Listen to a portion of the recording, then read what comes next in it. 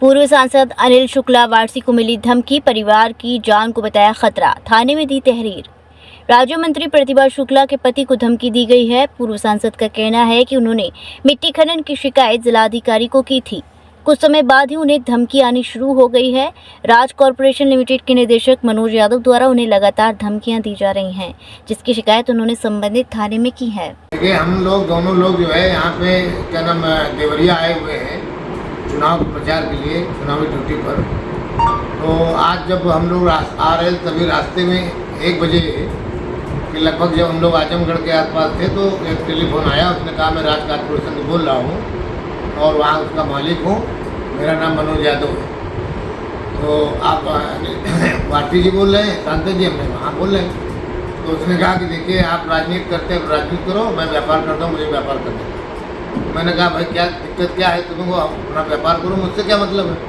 तो उसने कहा कि मैं मिट्टी का जो है ठेका ले रखा हूँ, मिट्टी में खनन करता हूँ और आप जो है क्या नाम उसमें विरोध कर रहे हैं। तो हमने कहा कि आप जो हमारे विधानसभा के जो गरीब किसान हैं उनकी मिट्टी रात में उठा ले रहे हैं खेत से और खेत को तालाब बना दे रहे हैं और वो सब शिकायत करने आ रहे हैं। और हमने अभी नई नई सड़कें सब बनवाई है, उन सबको तोड़ के तुम बटा में तब्दील कर दे रहे हो, तो क्या इसकी शिकायत नहीं करेंगे? तो चूँकि हमने शिकायत उसकी की थी, एसपी से भी की थी, डीएम से भी की थी और कल जो है कमिश्नर से भी किया। और इन सब की शिकायतों के बाद चूँकि उसकी जांच अभी तक नहीं हुई और वो बेतरतीब जो है मिट्टी का खनन करता चला जा रहा है और क्षेत्र की जनता को हमें जवाब देना है।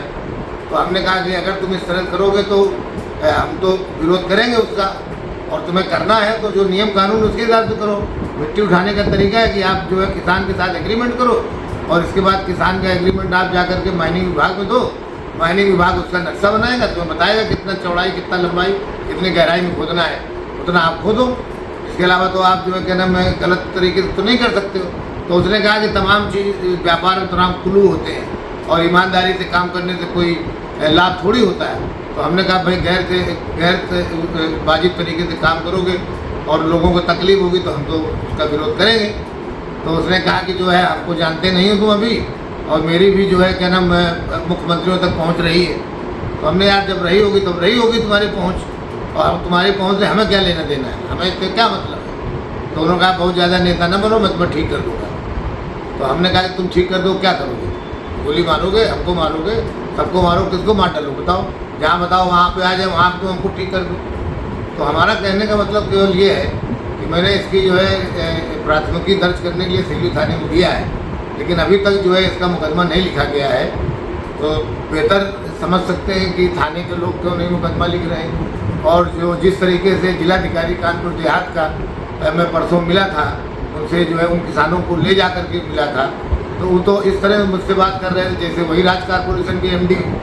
तो जो डीएम इस तरीके से बात करेगा और गुंडे बदमाशों की पैरवी करेगा तो निश्चित तौर से फिर हमारे जैसे कार्यकर्ताओं के लिए तो धमकियाँ भी होंगी, गोलियाँ भी खाएंगे और मारे भी जाएंगे। लेकिन हम गरीबों का साथ देना नहीं छोड़ेंगे, चाहे मुझे जो कुछ भी कुर्बानी देनी पड़े, हम उससे पीछे नहीं हैं। उपल नर्सिंग होम, जहां आपको मिलती हैं विश्व स्तरीय चिकित्सकीय सेवाएं, आंखों की जांच, डेंटल सर्जन, आई केयर सेंटर आदि अन्य सुविधाएं केवल एक ही छत के नीचे। उपल नर्सिंग होम, जहां के प्रमुख डॉक्टर्स हैं विशाल उप्पल, डॉक्टर जयती उप्पल, डॉक्टर वीना उप्पल, डॉक्टर आर के उप्पल। उपल नर्सिंग होम, शंकर विहार, बैंक कॉलोनी, मथुरा।